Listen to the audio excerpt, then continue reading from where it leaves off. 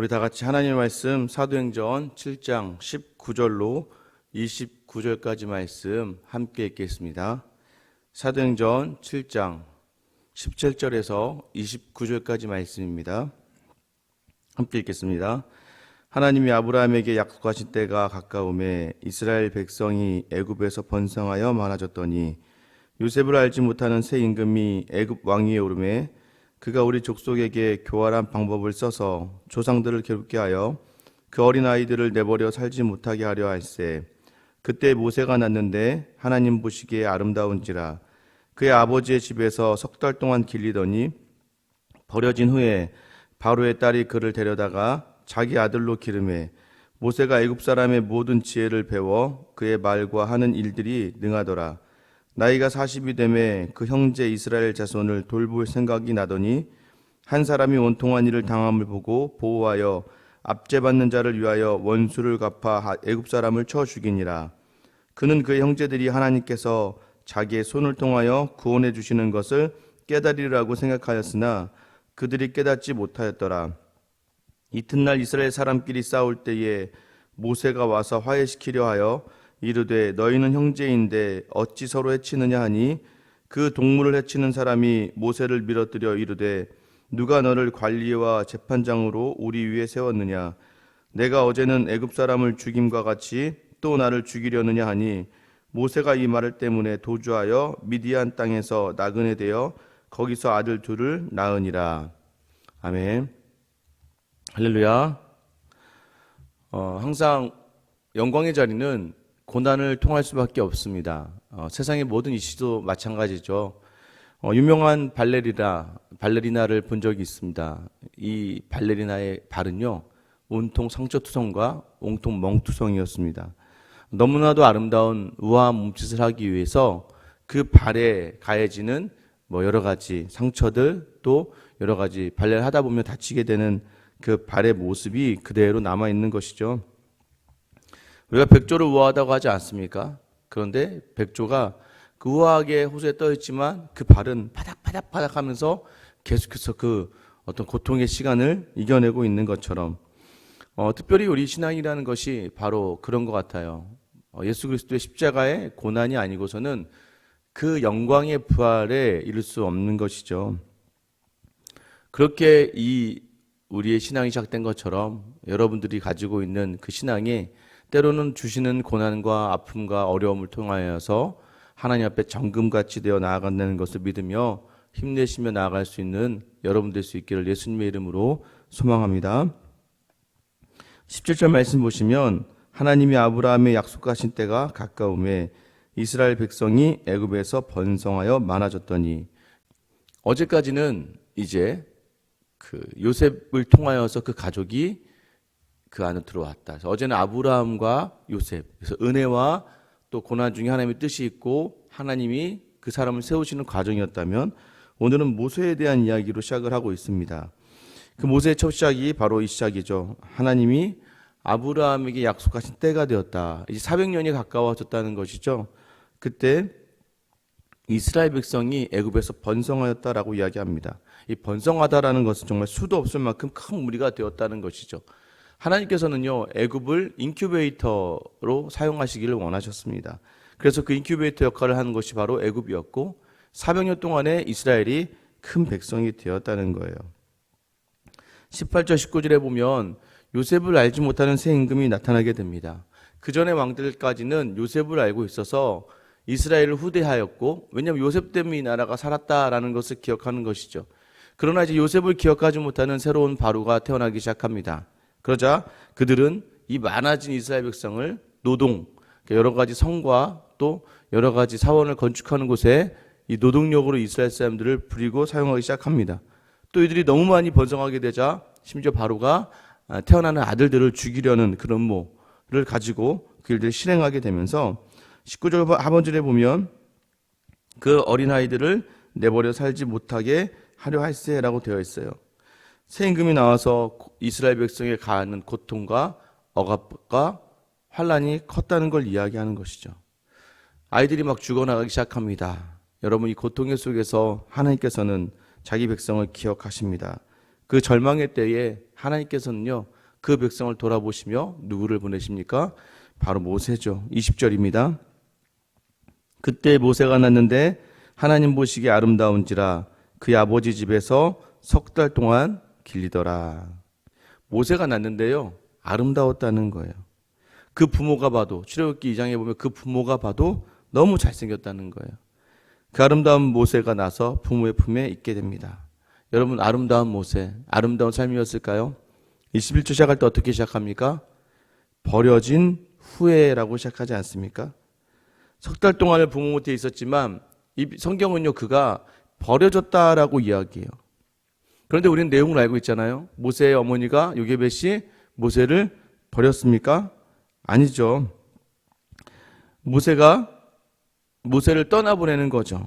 결국 자기가 더 이상 키울 수 없는 이 아이, 하나님께 맡기는 심정으로 그 아이를 강물에 떠나보내자 이 강물에서 목욕하고 있던 바로의 딸, 바로의 공주가 이제 이 모세를 품어다가 이제 아들로 삼게 됩니다. 여러분 기억하세요. 버려지는 것이 아니라 우리는 세상으로부터 하나님께서 우리를 위해서 유하시는 그 자리를 기억하며 자기의 귀한 것들을 하나님께 내어놓을 수 있어야 되는 거예요. 우리의 삶이 하나님의 인도하심 아래 있어야 되는 것이죠. 그래서 자녀에 대해서도 마찬가지입니다. 자녀에 대해서도 온전하게 하나님께 내어드림이 있어야 돼요. 사실 지금 이 새벽기도 영상은 오늘 새벽기도가 맞춰지고 찍고 있는 중입니다. 왜냐하면요, 저희 막내 아이가 요즘 제 핸드폰을 가지고 놀기 시작합니다. 핸드폰을 꺼내서 펜을 꺼내고 이렇게 그림 그리는 걸 굉장히 좋아해요. 근데 어제 제가 한 9시 정도에 이제 일찍 잠이 들었습니다. 너무 피곤해서 일찍 잠이 들었는데 갑자기 오늘 새벽에 아내의 알람에 의해서 눈이 뜬 거예요. 이미 뭐 새벽 기도는 지난 거죠. 그 이유가 무엇이냐? 저희 막내가 제가 자고 있는 동안에 들어와서 제 핸드폰을 가지고 자기 침대로 가서 그 그림 그리기 하다가 잠든 거예요. 아침에 이제 부랴부랴 일어나서 핸드폰을 어디 찾아보니까 전화를 해서 보니까 막내가 누워있는 곳에서 이 핸드폰이 울리고 있는 거예요. 너무나 어이가 없고 당황했습니다. 화가 났어요. 다른 애들이었으면 혼낼 텐데 이 5살짜리 알지가 못하니까. 여러분 그러다가도 문득 참 너무 교회에 죄송하고 새벽에 나오셨던 분들에게 마음이 어려운데 이렇게 오는 길에 이제 새벽기도 끝나고 나가시다가 이제 만나게 된 거죠. 다들 오히려 저를 걱정해 주시고 괜찮다고 하시더라고요. 우리가 중요한 것이 무엇이에요? 이 상황을 자꾸 하나님이 주셨다라고 생각하면 그 아이를 어떻게 혼내겠습니까마는 참 어려움이 좀 있네요. 여러분 이 모세가 버려졌습니다. 그러나 하나님이 그를 안으셨고 그를 바로의 딸의 아들로 삼아 주셨어요. 결국요 그렇게 해서 무언가 풍성한 자리로 인도하심을 받는 모세. 그런데요 다행히도 누나의 그 지혜로 인해서 이제 친엄마를 통해서 그 유모로서 엄마가 이 아이를 키우기 시작합니다. 그러면서 이 모세에게 네가 이스라엘 백성이다라는 것을 알게 하죠. 모세는 애굽의 왕자로 자라기 시작합니다. 그리고 그가 애굽의 학문과 지혜를 배우게 되는 것이죠. 그가 장성했습니다. 40이 될 때예요. 23절 보면 나이가 40이 되매 그 형제 이스라엘 자손을 돌볼 생각이 났다라고 이야기합니다. 이제 40세가 되고 지혜도 있고 힘도 있다 보니까 이제 내 백성을 내가 돌아봐야지 하는 찰나에 자기 이스라엘 백성을 괴롭히는 애굽 사람을 보게 되고 그를 쳐 죽이게 됩니다. 그리고 나서 그 다음 날 되었는데 그 다음 날에는 이제 이스라엘 백성끼리 싸우고 있는 거예요. 그래서 왜 같은 백성끼리 싸우냐고 화해해라라고 이야기하는데 그 중에 한 명이 뭐라고 이야기합니까? 27절에 보면 그 동물을 해치는 사람이 모세를 밀어뜨려 이르되 누가 너를 관리와 재판장으로 우리 위에 세웠느냐라고 이야기합니다. 그리고 뭐라고 이야기합니까? 어제 애굽 사람 죽인 것처럼 나도 죽이려느냐 하면서 큰 소리를 떠드니까 모세 그 말을 듣고 이제 애굽의 바로가 자기를 죽일 수도 있다는 생각에 미디안 강야로 도망가게 되는 것이죠. 자기가 힘이 되어 있다고 생각할 때, 내가 뭔가 할 수 있다고 생각할 때 여러분 조심하셔야 되는 거예요. 모세는요 자기 힘으로 애굽에서부터 이스라엘을 건져내고자 했습니다. 그런데 오히려 그것이 자기로 하여금 도망가게 하는 거죠. 내 힘으로 하려다 보면 더 큰 힘 앞에서 우리는 무력해질 수밖에 없는 거예요. 여러분 기억하셔야 돼요. 내가 무언가다라고 느껴질 때는요, 그때는 하나님께서 내가 아무것도 아니게 하시는 자리로 훈련하는 시간을 가지게 하신다는 거예요. 누가 봐도 아름다운 모세였습니다. 그런데 이 모세가 어떤 모세였어요? 여러분, 우리도 아름다운 성도로서 하나님의 시선이 담겨지기를 원하시죠? 아름다운 성도로 서기 위해서 그 삶이 어떻게 됩니까? 버려지듯이 하나님께 맡겨져야 된다는 거예요. 여러분, 우리의 삶을 자꾸 우리의 생각으로 해석을 하면요, 하나님께 맡길 수가 없는 겁니다. 여러분, 부모가 모세를 버렸습니다. 버린 건가요? 아니에요. 부모가 모세를 하나님께 드린 거예요. 그 아이를 갈대 상자에 담아서 나일강에 띄울 때 그 어머니의 마음이 어떻겠습니까? 여러분, 그 어머니 이름이 요게벳이라고 이야기했어요. 요게벳의 이름의 뜻은 여호와의 영광이라는 뜻이에요. 여러분, 우리가 기억나십니까? 하나님이 아브라함을 부를 때 어떻게 나타나셨어요? 7장 2절에 보면 영광의 하나님이라고 이야기하지 않나요? 영광의 하나님이 아브라함을 부르신 것처럼 이 모세는 여호와의 영광, 하나님께 영광을 돌리기 위한 그러한 자로 하나님 부르셨다는 것을 보이는 거예요. 하나님께 영광을 돌리는 삶이 뭐예요? 하나님께 온전히 내어드리는 삶이라고 이야기하고 있는 거예요. 버려진 그의 삶을 왕자로 살게 하시며 무언가를 얻게 합니다. 예굽의 권력과 지식을 얻게 해요. 그러나 그 가운데 모세가 생각했던 그 중심이 자기가 아니라는 걸 알게 하시기 위하여 자기 힘으로 이스라엘 구원하려고 하던 그 모세가 미디안으로 쫓겨가는 거예요. 제가 많이 일전에 말씀드리지 않습니까? 내가 something, 내가 무언가라고 생각하는 그 순간은 굉장히 위험한 순간이에요. 내 힘으로 무언가를 할 수 있다는 순간이에요. 그럼 하나님은 그를 모세가 미디안으로 도망간 것처럼 nothing, 아무것도 아닌 존재로 여기는 그 과정을 만들어 가신다는 거예요. 그렇게 해서 하나님의 도구의 자리로 이끌어 가신다는 겁니다. 하나님은 늘 우리의 삶에 선함으로 다가오시는 분이세요. 믿으십니까? 믿으셔야 돼요. 그래서 자기 백성을 아름답다라고 하시는 거예요. 우리가 아름다운 것이 하나도 없어요. 하나님은요, 그러나 그런 우리를 어떤 과정, 정금과 같이 단련시키는 과정을 통하여서라도 하나님의 도구로 사용하고 싶어 하세요.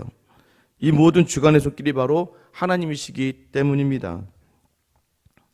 사실 저도 목회 자리는요, 제 열심으로 해야 될 자리인 줄 알았습니다. 근데 보세요, 오늘 아침만 해도요, 철저하게 알람을 맞춰놓고 잠이 들어도요, 막내가 핸드폰을 가져가면 못 일어나는 겁니다. 그리고 다시 한번 화가 나지만 화가 나고 처음에는 화가 났어요. 뭐가 화가 났을까요? 처음에는요, 내가 가야 될 새벽 기도를 못 가게 되었다는 것에 화가 났어요. 내 힘으로 일어날 수 있었는데 그것이 의지했던 것이 무너질 때 화가 난 거예요.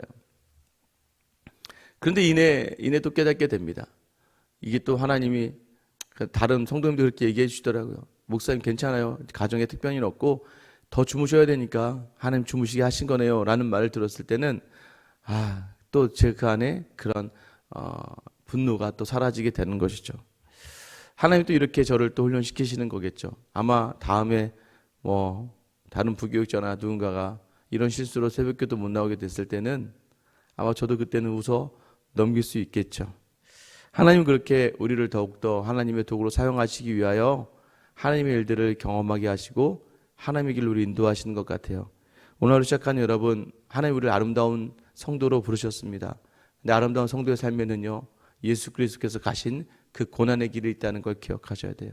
오늘 여러분이 서 있을 고난의 그 자리에서도 하나님이 언제나 함께 하시며 내가 무언가라고 느끼는 그 순간이 무너지는 자리고 내가 아무것도 아니라고 인정하는 그 순간에 하나님은 우리를 통하여 일하시는 줄 믿으시며 오늘 하루를 감당해내는 여러분 될 수 있기를 예수님의 이름으로 축원합니다.